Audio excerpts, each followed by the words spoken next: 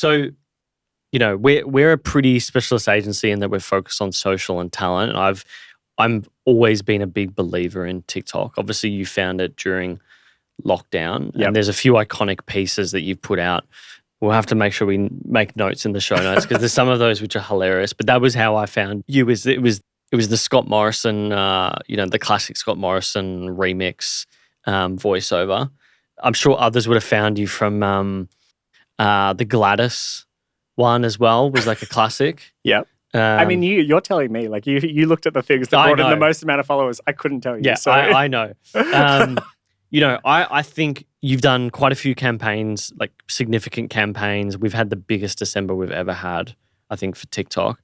But I still feel that a lot of marketers, agency owners, and sometimes brands are still naive about the potential of TikTok. Yeah. And I guess I'm just curious for someone who's deep in it, plus who is also in the field of corporate marketing and dealing with clients. Yeah. What do you think a lot of clients and brands miss that you've picked up on? Because what you're doing is sort of like R&D, and then what does R&D mean? Like research and design. Oh, sure. Yes. Yeah. Yes. Like it's like a absolutely. It really is. I mean, it genuinely is, because like TikTok is sort of the forefront of social at the moment. No, absolutely. And that's actually the reason I downloaded TikTok. Right. During pre sort of pandemic.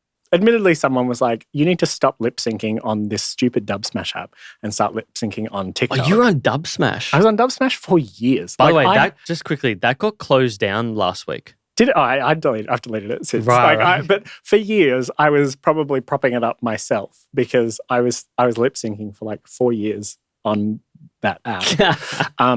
And I had a very specialized group of people who were like, I'm obsessed with your lip syncs. Yeah, right. Until someone went, stop doing it on that app, do it on TikTok. Everyone's doing it there. Yeah. So I downloaded it, but mainly to be like, I need to understand this new social app as a marketer because that's the world that we're playing in. And then when we lost all of our work, since we marketed live entertainment, I was like, well, get on into TikTok. It's fun. Do a TikTok a day. And then I think it's like the third TikTok I did, which was the Andrew Catherine thing. Okay. It was kind of like on from there. Yeah, right.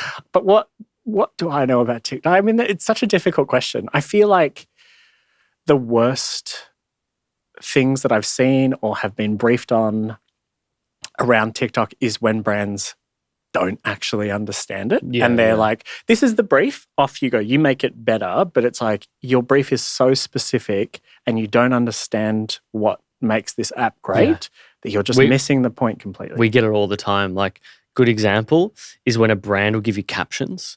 And so the caption size is like half or a third on 100%. TikTok. Yeah. And like Lauren's sitting there because she's managing the campaigns and she's like, they don't fucking get it. They're just not like, because she'll reply back and say, here, we have to shorten it to this is what we suggest. And like it gets lost in the email. Totally. It's like constant little things like that. A big one I have, and you've probably had it on campaign briefs as well, is where they give you like really something scripted, but you say the idea of an ad on TikTok is to make a TikTok, right? So it's got to fit into your regular formats. It can't just be this sore thumb that sticks out on the profile. Yep. Like I saw one recently, this guy, he's starting to do my head in, Daniel Gorringe, he just like looks at cringe stuff and he just has like this, like that's his face reaction to every video. Yeah. So that's the whole of his profile. And then yesterday he has an ad for some like Viagra pill. Like, okay, this is not really like within, and it's a skit. He never does skits. And and surprise, surprise, it does poorly. Yeah. And so that is a big one for me as well. Totally. And I feel like it's probably the only time that I've had a massive argument with someone who's hired me for something is when they wanted me to do more than we'd negotiated, and they were like, why don't you want to do this? And I was like, because it's not funny. Like, you're asking me to do something which, like, no offense, but a 50-year-old man has written, and it's not funny for this, for what, like, it's you're trying really hard, but it's just not good. And I don't think I want to post it because I don't think it's funny. Yeah. There's nothing I can do to this that'll make it better. Yeah. What's the reaction when you come back to people like that? Well, they just disagree, obviously, because they're personally offended that I don't think that their stuff is funny. But but then on the flip side, the best briefs I've had have been like, hey, this is the product. what do you reckon we should do with it? Go for it. Because it's like, Yeah. then, and don't get me wrong, as a creative, I also understand the benefit of having some kind of brief, like some kind of boundary to play in. But I think the best agencies give you enough of that to play, Yeah.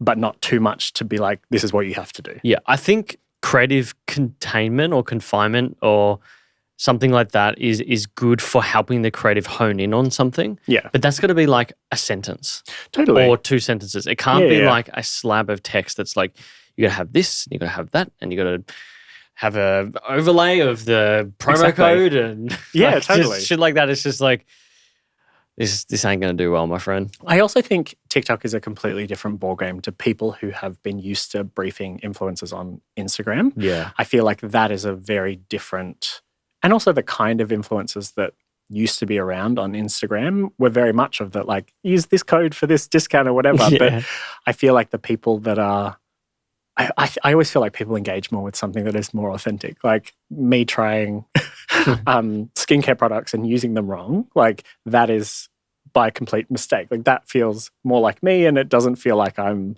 lying to 80,000 people. Yeah. Whereas, and I think people can sense that. They definitely can. And you can see it in the brands that reach out too. Like I turn away a lot of brands and talent are surprised sometimes. But, you know, sometimes when you get a brand that says, hey, do you want to promo this discount code system? It's like, absolutely not. Yeah. Like I'm not going to be associated with this and this is not good for your brand. Yeah. I'll tell them about it, but yeah, it's not good.